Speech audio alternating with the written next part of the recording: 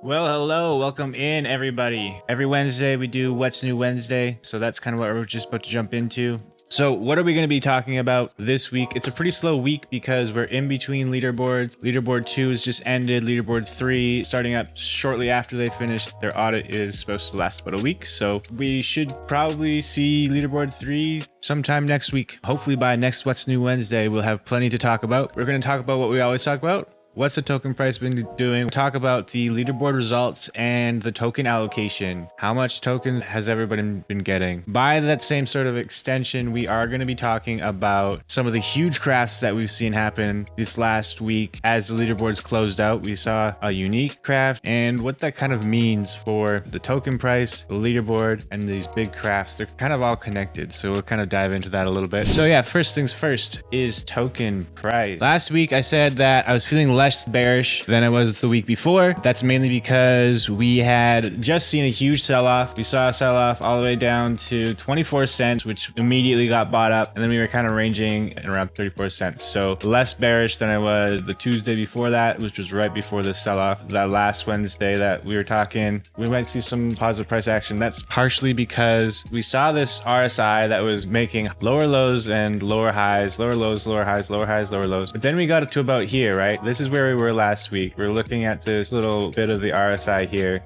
and it kind of looked like there was a bit of a trend reversal here. We hit a really low point in the RSI, lower than we've really ever been. And we also saw like a really sharp move upwards. And we also saw that the way that the moving averages here converged or diverged maybe was quite different than we'd been seeing, right, in anywhere before. So we were feeling pretty good about the token price. We don't think it's going to go down. Another reason why we thought that was because the MACD last week was just starting to want to trend upward. Right, it was looking like just about like it was going to start converging. The blue moving average crossing the orange moving average usually means number go up. So we were feeling like it was probably pretty good, but it didn't seem like there was a lot of pressure here. So I kind of expected things to just kind of be skipping around this price area for a while. You know, a little bit of price action, an attempt to go up to over like 50 cents gets denied, and we go back down, hit some sort of support around 40 cents, and another attempt to go up over 50 cents, denied, and we're moving back down. So we might see this happen a bit more, right? The RSI looks kind of like it's just crabbing along, and the MACD it's in the green, which is great, but you can see it's already kind of starting to move back down toward the red. It might bounce off this a little bit more. You know, first off, about 30 million tokens is about to start to be released to the open market or to the players of the games who placed in the top 3,000 on the leaderboard. Like over 30 million tokens, or approximately 30 million tokens. And what's that going to do for the market? On first glance, you think, oh man, well, people are going to dump those tokens on the market, but that might not actually be the case. And we'll kind of get into that a little bit more here. So one of the reasons why I think that we might see some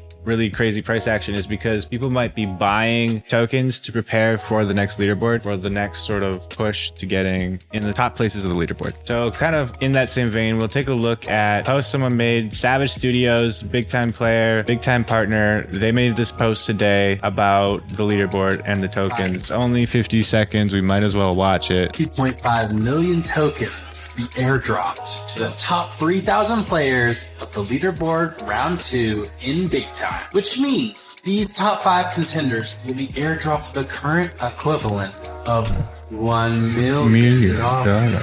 The team will now conduct a 7-day audit to be sure everyone got to their placement fairly. I'm thinking things will change on this upcoming 3rd leaderboard because the leaderboard from round 1 had 5,000 winners, and then round 2 it had 3,000. One can only guess how many will place at the leaderboard round 3 finale. If you are going for that top spot, good luck to you. There's some things that we can kind of talk about. One thing is that when I went through the leaderboard and tried to tally up the big time rewards and how much is totally being distributed, I couldn't get to 32.5 million when I did the math. I only got to like 29.5. So somehow I'm missing a few million in there. But regardless, it's around 30 million is being airdropped, and 2.2 million to the top 5 players. Pretty significant amount. The main concern is, oh no, they're going to dump it on the market. There's a few things though One is that the tokens don't all get distributed all at once, right? There's going to be a vesting period. Last leaderboard's vesting period was 16 weeks or 18 weeks or something like that. I don't know if that 16 weeks is even over. I think that we still have some of the last leaderboard's vesting period to be distributed. So I'm not sure even like, are the vesting periods going to overlap? Is there going to be a period where leaderboard 1 winners and leaderboard 2 winners, if they won spots on both leaderboard, are they getting both of the allocations from like at the same time? That would be sweet. But yeah, shout out to Savage. Before we move on from that, guys, go give this post some love. The main question is like, how many tokens have we earned in BigTime since the economy has come out? And how much of that is entering the open market in circulation, being bought and sold? How much of that goes directly back in the game? And it's kind of a bit of a mystery. Like I said, I'm really bad at math, so this is not my strong suit. Let's say, okay, so first 2 leaderboards, that's about 60 million tokens. And I think I saw BigTime post something, it was a while ago, but I think they had already said that we had earned like a total of 100 million tokens in the game. And that was like a month or 2 ago. So let's say we probably have earned like 150 million tokens in the game. And then there's dismantling. So that's 150 million tokens from just playing the game. Dismantling, maybe another 30 million tokens. The players of BigTime have probably earned over 200 million BigTime tokens to date, which is insane. When we look at the circulating supply, we see that the circulating supply is 344 million BigTime tokens right now. I don't really understand how that works. The amount of tokens that players are earning in game versus the amount of tokens we see in the open market, they don't necessarily line up, but I think that's probably because BigTime has allocated a certain amount of tokens for like, well, if you look at their wiki, treasury, ecosystem stuff, reserved to provide liquidity and perform other game actions. So I mean, provide liquidity, that seems like probably what this is. They're providing liquidity. So anyways, my point is that the players don't necessarily impact the circulating supply as much as we think we do, because we've probably earned like at least 2/3 of this amount of BigTime tokens. However, BigTime players are putting a lot of the tokens that they earn from in-game activities and from dismantling and from leaderboard directly back into the game. And that's kind of what my next point is, right? The tokens we earn in the game don't necessarily make it onto the market. There's obviously some way that tokens are making it on the market that's outside of what the players are earning and whatever. We might never understand that, but I think the easiest way is to see like, okay, player rewards are 60%. The airdrops are probably community and marketing or ecosystem treasury, something like that. And then there's probably 20% that's somehow entering the market we don't need to think about. The point is that the tokens that we're earning in game are probably being used for crafting. And we see that with Mordecai's huge craft that he just did, right? Mordecai craft, the first unique ever in the game. Congrats to him. He said that it all started with a Transcendent in round 1 that he crafted with the Evermore Wardens. That's huge.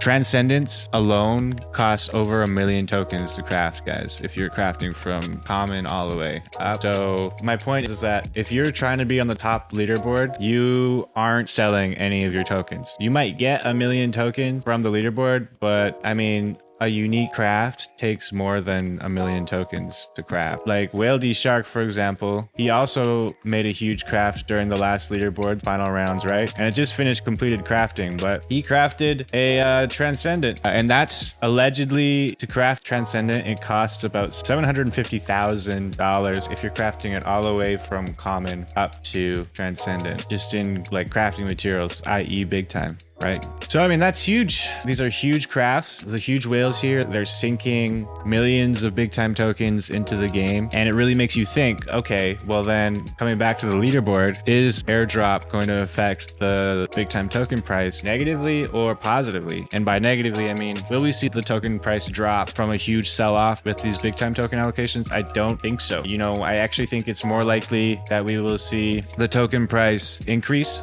as we see whales like Whale D Shark and Mordecai and all the other top competitors. They're going to need to restock their token supply with this next leaderboard, because we just sort of established that you actually need more than what the leaderboard is going to be giving you in order to maintain your spot in the top 5. So that was it for What's New Wednesday, guys. Like I was saying, it's basically just speculation this week. We don't really have a whole lot of news to go off of. We were talking about leaderboard placements. We were talking about how leaderboard token allocation might affect the BigTime token price, or might not the way that you think. We might see a lot of people stocking up on BigTime token in the near future as they ramp up for the next leaderboard, because clearly if you're crafting transcendence, crafting uniques, that requires more BigTime tokens than you could possibly win on the BigTime leaderboards. Other than that, guys, thanks for being here. We will see you guys next week for another What's New Wednesday. There should be lots to talk about next week, so make sure you guys tune in for that. For all you future people, make sure you like, subscribe, comment,